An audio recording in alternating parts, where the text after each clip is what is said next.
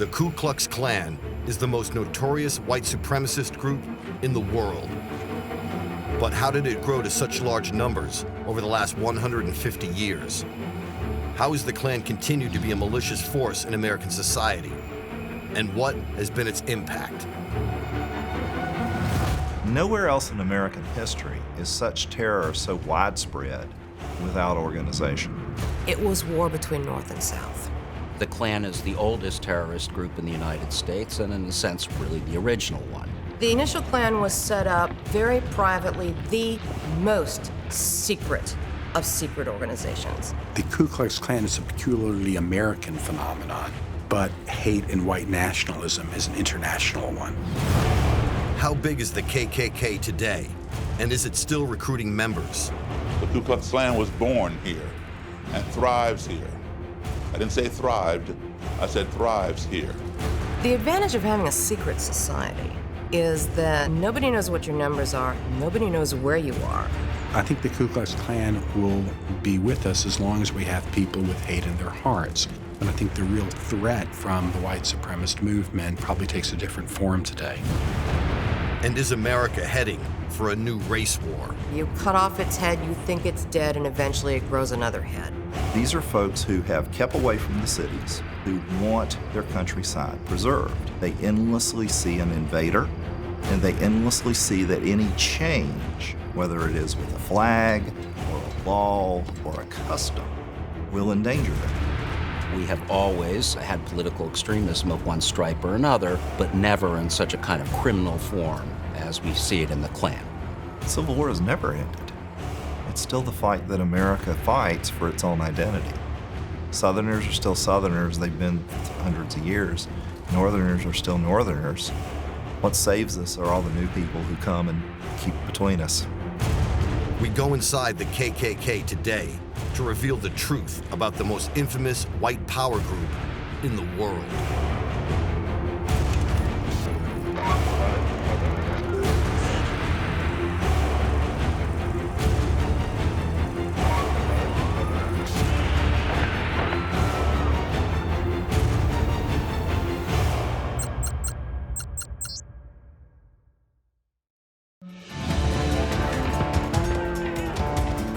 In the aftermath of the American Civil War, many ex-Confederate soldiers paraded the streets in white sheets and hoods in an attempt to attract young men to join their new social group, the Ku Klux Klan. They saw the abolishment of slavery as a threat to their country and God-given rights. As a result, Klan membership quickly grew to millions across the whole southern United States. The secrecy was tantamount as their crimes escalated, often committed by senior society figures. Well, the Klan initially arose in pretty much a direct response to what happened at the end of the Civil War, the freeing of the slaves and ultimately the making of citizens of the slaves. It began in a small town in Pulaski, Tennessee, near the Alabama border. And really, what it was initially was a kind of prankster society. There were 6 ex-Confederate officers who got together, who were bored in this small town, and decided to form a little club. They used the Greek name for circle, Kuklos, and that is where the name Ku Klux Klan comes from. They dressed up in all kinds of wild outfits. This pretty quickly turned into more or less harassing black residents in the area, making fun of them. They would do certain kinds of things like dress up in such a way that was supposed to suggest that they were the ghosts of Confederate officers from the Civil War. The story that 6 young men met to form a kind of social club with a kind of mystical circle in it is probably has a kernel of truth. But I have always believed that the Klan started in places like Pulaski, Tennessee, because it was in the edge of what was a cotton-growing area. Almost everywhere you find the Klan in 1866 and 1867, it is young men trying to resurrect their lives in places where cotton had once been king, and they wanted to restore that. The initial Klan was set up very privately, the most secret of secret organizations. No one really knew for certain who was in the Klan. but the only name connected with it was the ex-Confederate General Nathan Bedford Forrest. It developed into a movement, essentially, of small, like-minded groups that popped up in various places around the South. It wasn't until about 2 years later, 1867, where a meeting was held in Nashville where Nathan Bedford Forrest, a former Confederate general and slave master, was made the Grand Wizard, which was the title for the leader of the Ku Klux Klan for the very first time. Forrest really led the Klan through its very most violent period and, in effect, terrorized, in particular the Republican Party, into staying away from the polls, into backing away from any kind of political work, and so on. The first Civil Rights Act with any teeth was passed in 1871, along with something called the Enforcement Acts, and they were passed because of the violence being perpetrated by the Klan. They were passed by President Grant, who had had enough. And he also declared the Klan a terrorist organization, which meant that if you were discovered to be a Klansman, you could be hanged. And so the membership was very secret, and we really don't know how many. Historians play games, make estimates, maybe 15% of the white males, but we don't know. In fact, at the beginning of the 20th century, it's estimated that the first incarnation of the Ku Klux Klan membership had grown to an incredible 5 million people, some 25% of the South. We know very little about the ritual of the Klan. Again, these men, they lived underground like moles. We do know about the dress. They were always masked. Very often, they would wear cloaks. Generally, it was putting a potato sack or something over your head, putting something around you to hide who you were, getting on your horse and riding out. Even in the early days of the Klan, its members wore masks to hide their identity, but at the same time, giving the group a distinctly menacing appearance. These gentlemen of the South definitely did not want anyone to know their identity, and that was the chief point in being masked. The mask is the only thing that would remain with the Klan through all of its days, is that they had to cover their faces because they were too cowardly to come out and say who they were. They didn't want anyone to know who they were. I've seen pictures of Klan riders. You do see the occasional conical-looking cap, but the conical cap as we know it, it's been connected to a dozen things, including, ironically enough, the Judenhut, the Jewish hat that the Germans often made the Jews wear in earlier centuries. But it's believed that the later Klan connected it with the Spanish Inquisition.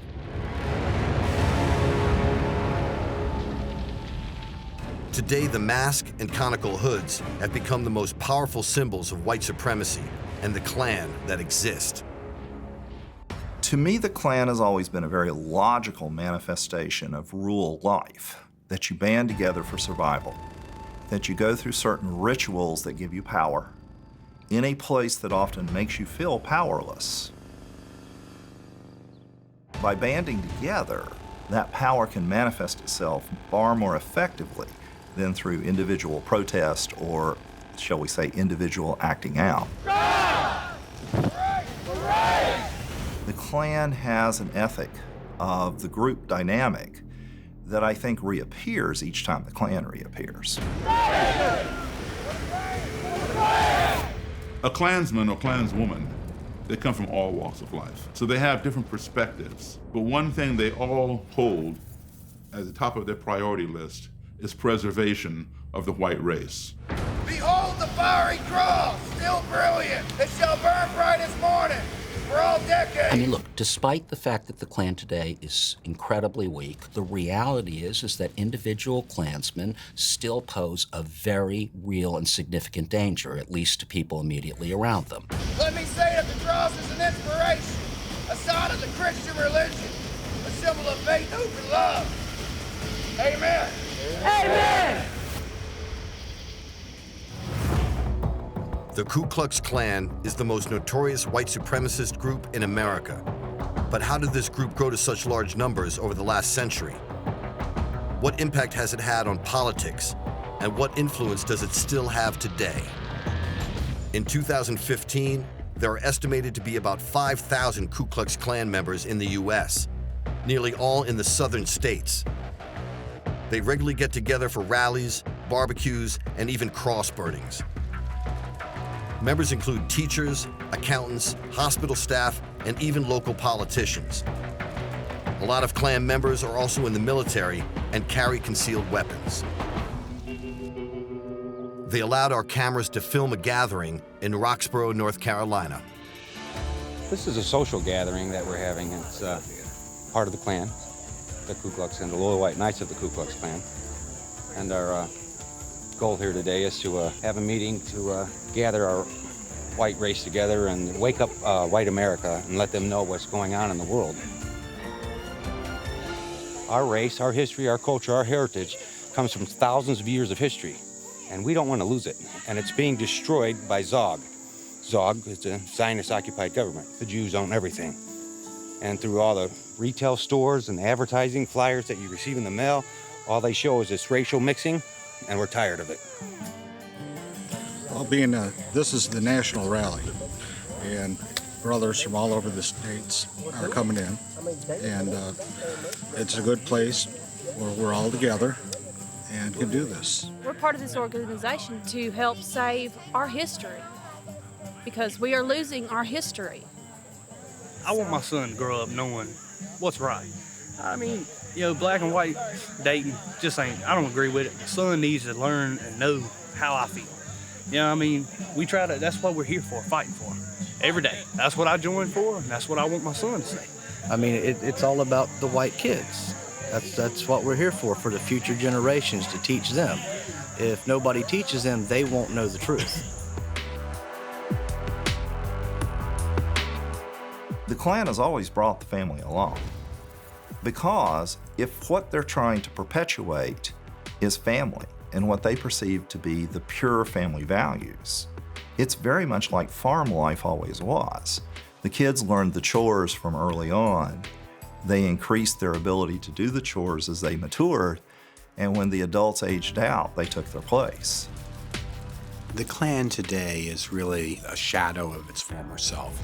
The Klan is the oldest American terrorist group and probably will be the longest lived.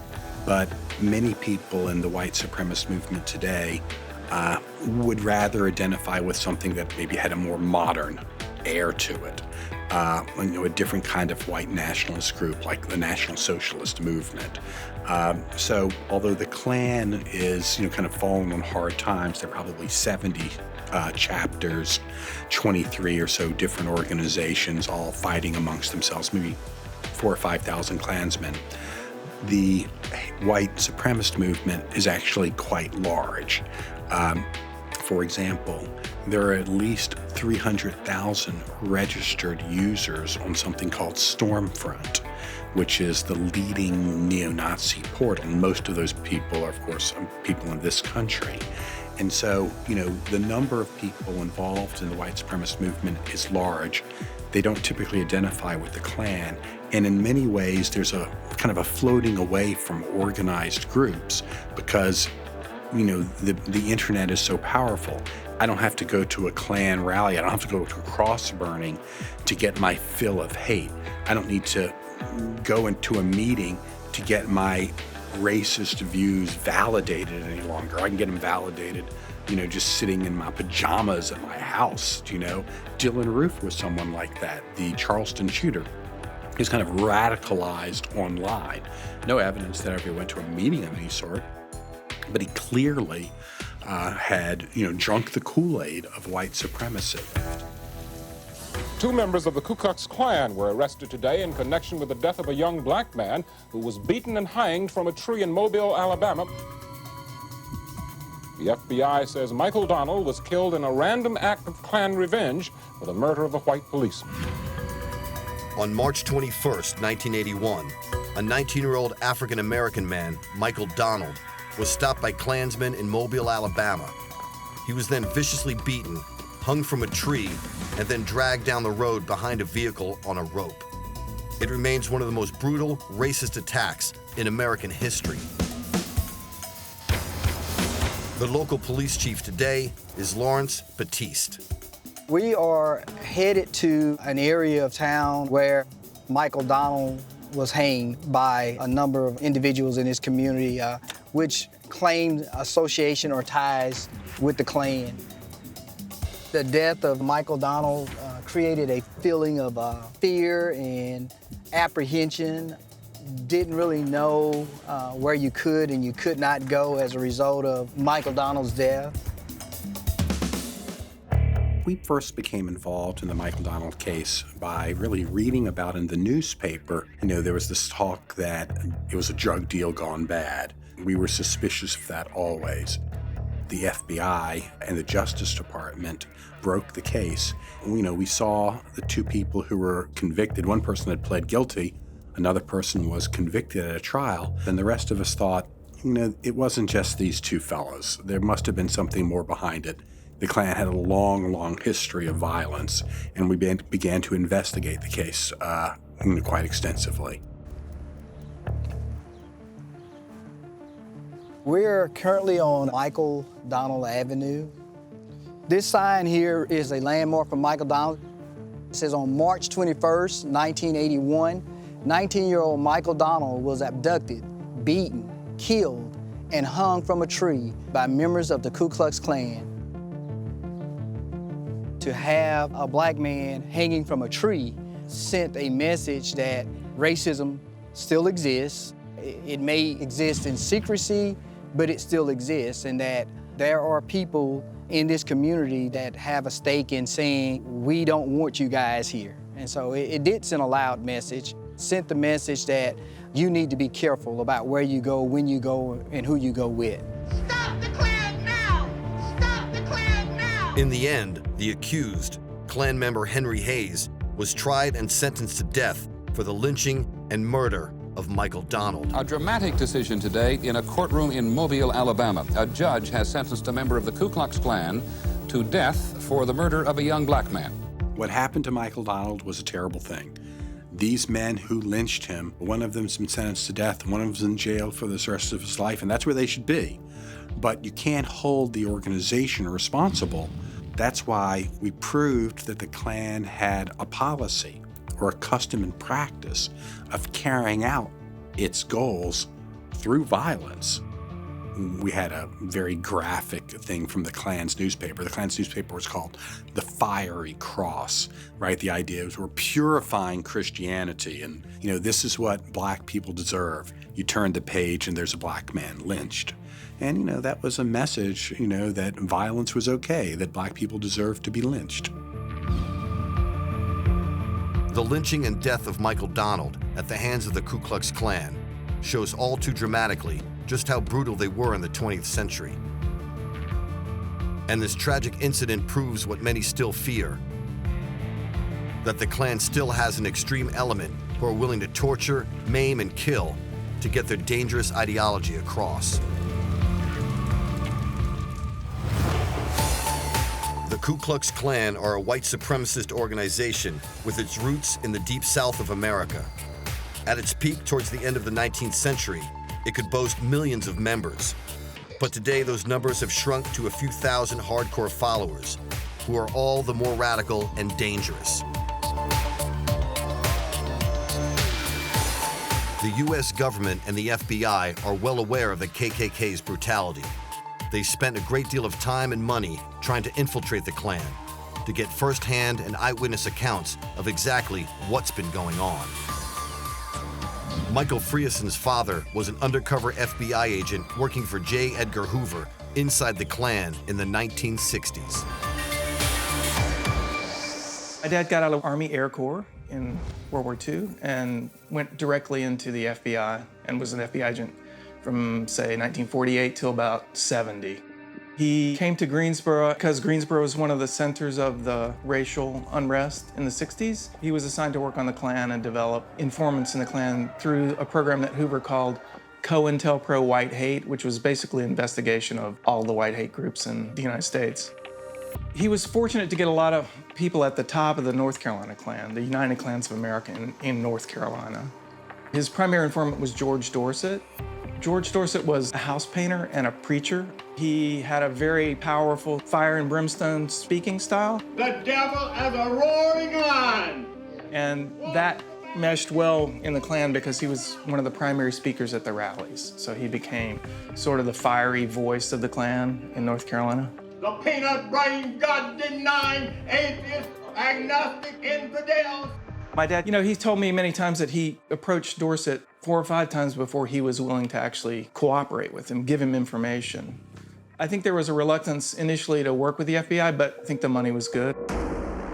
Frierson was one of the FBI's best agents, gaining valuable information about the KKK from informants for many years, including details of members, rallies, and potential targets. His work was recognized by J. Edgar Hoover, the Bureau's chief. Over the years, Mr. Hoover sent my dad many letters of commendation. Many of them were for work he had done in the racial field. He was one of the top FBI agents recruiting Klan informants in North Carolina. He says, "I'm pleased to commend you and advise you that I've approved an incentive award for recognition of outstanding services in a matter of considerable interest to the Bureau in the racial field. Your skillful and effective efforts in developing and handling confidential sources resulted in a great deal of success in this area of our operations." And this is counterintelligence, right? It goes beyond information gathering. They're basically trying to break the Klan up, sow dissent and cause splinter groups to be formed and that kind of thing. So. With expanded jurisdiction in the fields of organized crime and civil rights, the FBI scored decisive blows against Ku Klux Klan violence. When details of George Dorset spying for the FBI emerged in 1965, it caused a huge upset within the Klan. He was forced into police protection for his own safety and banned from attending Klan meetings. As is well known now, George Dorset was also the informer. He was, in a sense, the snitch, even at the time he was rallying the troops. Frankly, I don't think anyone's ever come to grips with that, even he, before his guilt or whatever it was he ended up with. He essentially was doing something, I think, that he truly believed in, and at the same time selling it out. So you could argue that George Dorset was the true realist.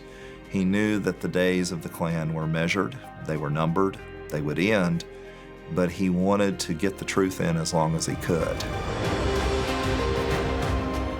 There's little doubt that the FBI did have some success with their infiltration of the Klan, but in turn, it also led to a deeper radicalization of splinter groups who have gone further underground. Despite the jokes making their way around the South that half the people in any Klan meeting were FBI informants, that wasn't true. The Klan was being reborn. It was being reborn quickly. There were lynchings by the score, there were beatings, there were people being threatened. It was very much a replay of something that I think most Northerners and intellectuals thought was long dead. It was a replay of the old Klan. Secrecy has always been an important element in the Klan. Susan Sutton from the Indiana Historical Society has found a small figurine which used to be placed outside meetings to indicate whether it was a fully Klan event or whether non-Klan members were present. What we have here is a statuette that would have been in use by the individual Klaverns. The statuette would stand at the point of entry for members. And the story is that if both arms were in place, including this one, which is removable, then the people present were all members, and it was safe to speak about anything. If the arm was not in place, like this, then there were people present who were not members, and so any kind of secret business was not to be discussed. He says on the bottom, K-I-G-Y, which means Klansman, I greet you. And of course, he's only greeting them if his arm is in place.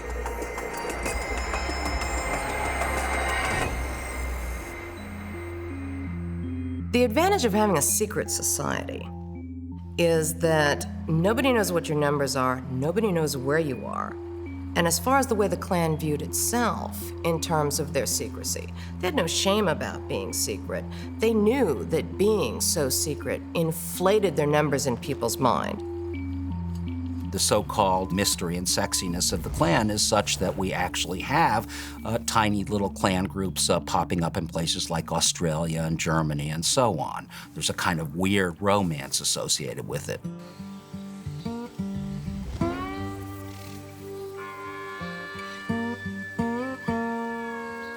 Although their numbers are rapidly diminishing, the Klan still has a passionate following in the South.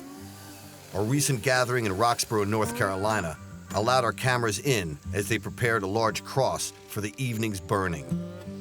Some members claim that a new war is coming, where the white majority will, as they put it, take America back. The lighting of this cross represents Jesus Christ is the light of the world.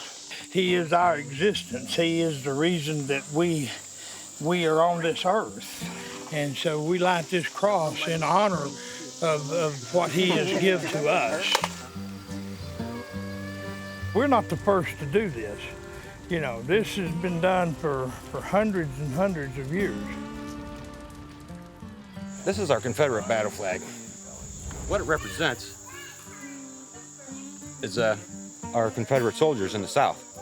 And in 1958, the Confederacy, or the Confederate veterans, soldiers, were brought in as U.S. veterans, and their gravestones are being desecrated, the flags are being torn off them, and nobody's doing anything about it.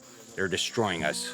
They're trying to kill us. They're wiping us off the face of this planet, and we want to wake up America and put a stop to it. And now then they're trying to take the Klan out of history, out of our history, out of our Southern heritage. And y'all got that looking good. Then once they get rid of our Southern heritage, they will not be satisfied until they destroy the heritage of this United States. The cross lighting represents the light of Jesus and how he shines down over all of us. It is important because our biggest thing is our Christian base. Our kids definitely need to know about their heritage and where they came from. They need to be proud in their race and know that it's okay to be white now. Despite the Klan's high media profile today, the initiation ceremony and sacred oaths undertaken by those joining the Klan remain a closely guarded secret. When you are inducted or initiated into the Ku Klux Klan, you go through a secret ritual, a secret initiation ceremony in which you give an oath and you give a pledge to preserve the white race, to preserve white womanhood. You give your life. You also make a promise never to reveal any Klan business to aliens. An alien is anyone who is a non-Klan member, and to always uphold the values and policies of the Knights of the Ku Klux Klan. Young white people, they see the movement for Black Lives Matter, and they say, gosh, we're losing the country. What about us? You know, and so they try to figure out a way to kind of express what in their mind is ethnic pride in kind of a warped way. We've seen plenty of cases of young people in the North with Confederate flags. Well, what can that mean? That's not the historic Confederacy. It's just an expression of whiteness in their minds because they feel embattled. There are no real boundaries in this. It's just part of a social movement that takes your money, organizes your energies, and engages your families. You get everything in one package. You get the costumes, you get the ideology, you get the family concerns. It has elements of the church, it builds community, and most of all, it keeps out the alien. It promises you that your children will have a future that you control, not them. The Ku Klux Klan are the most famous white supremacist organization in the United States. Its origins start back at the end of the 19th century, when it attracted a huge following in the southern states, and is still active today, though with just a fraction of the membership. After what was known as the first wave of the Ku Klux Klan back in the end of the 19th century, a second wave flourished in the early 20th century.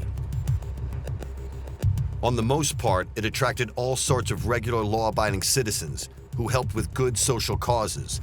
But of course, there was also the constant undercurrent of racially motivated hatred. The Ku Klux Klan returns to the South, complete with traditional white hoods. One of its leaders was a politician called D.C. Stevenson, who was appointed state leader, or Grand Dragon of the Klan in Indiana. In 1925, he was tried and convicted in a notorious abduction, rape, and murder of a young white woman, Madge Oberholzer, a state education official. His trial, conviction, and imprisonment ended America's belief of Klan leaders as law-abiding citizens. It was a huge scandal at the time.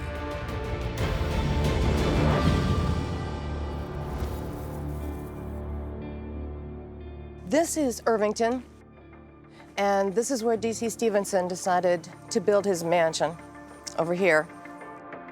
As you can see, it definitely has a southern flavor for a northern state. When D.C. Stevenson built this house after the 1922 and the 1925 elections, when virtually all these politicians were in his pocket, his favorite expression was, "I am the law in Indiana." And oddly enough, at parties in this house, his second favorite expression about politics was that you're safe in politics. Only one thing can ruin you, to be found in bed with a live man or a dead woman. Well, in Stevenson's case, it was a dead woman. He imprisoned Oberholzer in a small room above his garage, where it said he repeatedly tortured and raped her. He finally realized that she wasn't going to die. He did something that is so expressive of the nutty megalomania of the man, it's unbelievable. He had one of his bodyguards carry her back to her house, walked her up the stairs, dumped her on the bed, walked out. Get in there. Not a word. When the boarder said, "Who are you?" he kept his face down. He said, "My name is Taylor. She's been in an auto accident, but it was a mild one. She'll be fine," and walked out the door. Then, when the boarder, who was in the kitchen at the time, the rest of the family was gone, again, looking for Madge, she climbed the stairs and found Madge on the bed. The entire front of the dress she had worn to dinner 3 days before was open. Her breasts covered, black and blue, and oozing blood. She could barely speak. All she could say was to ask for her mother. The woman asked, "What happened to you?" And she said, "D.C. Stevenson did this to me. He raped me. He beat me. He bit me." Stevenson! Most historians truly believe that the murder committed in Indiana was the turning point for the Klan. Klansmen at the grassroots quickly began to learn that this was not what they thought they had joined, and very quickly, we'll call them more respectable members in each community, began to distance themselves. I mean, the case of D.C. Stevenson was a remarkable one because, of course, the Klan had spent most of its history railing on and on about protecting the virtue of white women and chastity and all those good things. So here is essentially the most important Klan leader in the country, who is found guilty of the incredibly savage rape leading to death of a white woman. The rape was so savage, he bit her all over her body. She was torn to pieces, that the woman died several days later, but not before giving a deathbed statement. Ultimately helped to lead to the destruction of the Klan around the country. What happened in that garage back there was the death of the Klan all over the United States. You have to remember that Stevenson chose the venue for the trial. It was in Noblesville, a heavily Klan area at that time.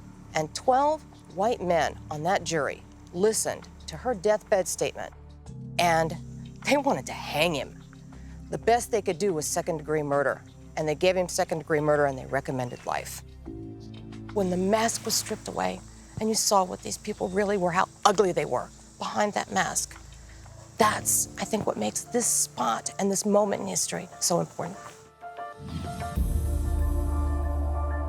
Despite the outrage over Stevenson's actions, the Klan continued strongly in the southern states. Its iconic white gowns and hoods, and its cross-lightings and ceremonies attracting an ever-loyal following. Daryl Davis is an author who's written about the Ku Klux Klan. He also has a collection of KKK robes. This is the robe of an imperial wizard. This is called a mayoke, a blood drop emblem. The red circle, the white cross, and the red blood drop here. And if you look at these black lines here, they form Ks. There are 4 of them, and they stand for Knights of the Ku Klux Klan. The white cross, of course, represents Christianity, and the blood drop means that they will shed their blood to preserve the purity of the white race. I think, the Klan has the best, uniforms out of all of the fraternal organizations out there. I've looked into masonry and all like that over the years, and I found it quite boring. And, with the Klan, it never gets old. This, of course, is what we call the hood and the mask. Some people call it a helmet in Klan terminology. Well, the Klan traditionally has been a secret society. And while they remain in secrecy, with people not knowing who they are, that can invoke fear in other people. And fear is the most powerful tool to control your enemy. Some people have jobs, and should it be known to their employer that they are a member of a subversive organization, they could lose their job. So it's best that people not know who they are, thus they wear the mask. Daryl Davis also has the uniform of a Baltimore police officer who was in the Klan. He was not an undercover police officer in the Klan. He was a bona fide Klan leader on the police force. This is in recent times, just back to the 1970s. The Klan is still thriving, and it's thriving more and more every day with the advent of a black president being in office, with the advent of more and more people coming into this country, immigrants who do not have white skin color. The Klan sees that as a threat. So that's why we're seeing the rise in recruitment efforts. We're seeing the rise in lone wolf attacks, because their thinking is, hey, if the Klan can't do it and the neo-Nazis can't do it, and if you want to get it done right, do it yourself. 10,000 white women were raped by a black man. Guess how many black women were raped by a white man? None! Because the Klan of the 60s was so much a terrorist organization, membership was extremely secret. There was certainly infiltration at certain points by law enforcement, but by and large, in the South, the Klan had very good connections to police departments. So there were police departments like Birmingham, Alabama, that were essentially allies of the Klan, and that was true all around the South. You found very often that police officers would be secretly members of the Klan. It was very much a secret society because, of course, it was engaged in terrorism of the most extreme kind.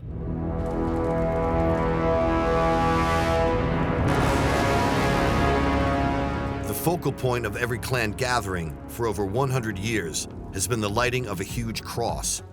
It's a symbol of their strong Christian faith, but it's said to also have a darker meaning. The cross burnings were usually part of Klan rallies. The cross burnings announced an event. They weren't part of the ritual. The ritual was very much patterned after the ritual of all other organizations at that time, who all were patterned after the Freemasons. And they all followed suit. You rose through levels. You became a goblin. Officers were called things like Kleagles. Their book of ritual was called the Claran. Raising money was called a convocation, and the money was called click token.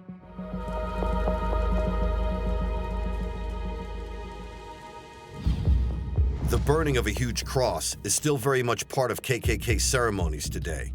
And despite the differences and rivalries between different Klan groups, it's one element they can all agree on.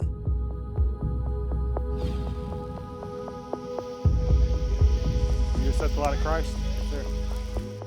Klan groups sometimes get together during the year for different occasions. These are rival groups, but they might have a barbecue, a pig roast, some kind of gathering, and they will have a cross lighting ceremony.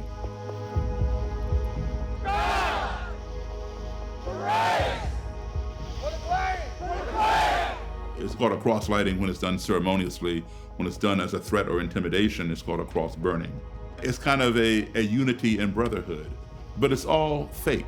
Behold the fiery cross, still brilliant. All the troubled history, built to quench its hollow flame. There's no foundation for it. It's all quicksand, because as soon as they leave, they're still rivals with one another. They don't join forces. It shall burn bright as morning for all decades. And then every now and then they'll form a federation of clan groups. But it's like having 3 chefs in the kitchen. You can't have 3 imperial wizards in the same clan group. You know, it's just too much ego, too much power, and they quickly disband. God give us men. Amen. Amen. The Ku Klux Klan are the most notorious white supremacist movement in the United States. Once able to boast a membership in the millions, today it has about 5,000 diehard members across the southern states. They meet regularly to don their infamous white robes and hoods, and to set fire to enormous crosses. But what does the future hold for the KKK? The Klan really has been a generational phenomenon. If you think about it in the broadest context, the people who first met in Pulaski had children and grandchildren who would then join the Klan about a generation later. And those people had sons and grandsons who joined the Klan about a generation later. There have been 3 waves and 3, broadly speaking, generations that have attempted to keep the South in its traditional mode. That may be going away today, but there are remnants of it still around. The Ku Klux Klan finds itself today at a crossroads. Its aims and its racist beliefs appear more out of touch than ever before. In July 2015, the Confederate flag was lowered for the last time outside the state capitol building in Columbia, South Carolina. They pull the Confederate flag down, but then you got the new Black Panther Party with their monument that they have, and they can openly preach that they want all white people dead. The Ku Klux Klan is not hate. We love our race. We love and believe in the perpetuation and the preservation of the white race. That's what we want. I'm not sure the Klan will ever die. And that's a sad thing to say. At this point, the membership of the Klan is pretty sad, 5,000 to 8,000 probable. That doesn't count all the organizations that have been spawned by the Klan. The Oklahoma City bombing was carried off by, 3 guys? And essentially 1 guy caused that kind of grief and death and destruction. So it doesn't take a lot of people to cause social chaos. We have to face up to the ugly fact that the American South has taken a very long time to recognize the humanity of all black people. And that when the Klan manifests itself in any wave, the reservoir that is underneath white Southerners is often that brutalization of African Americans.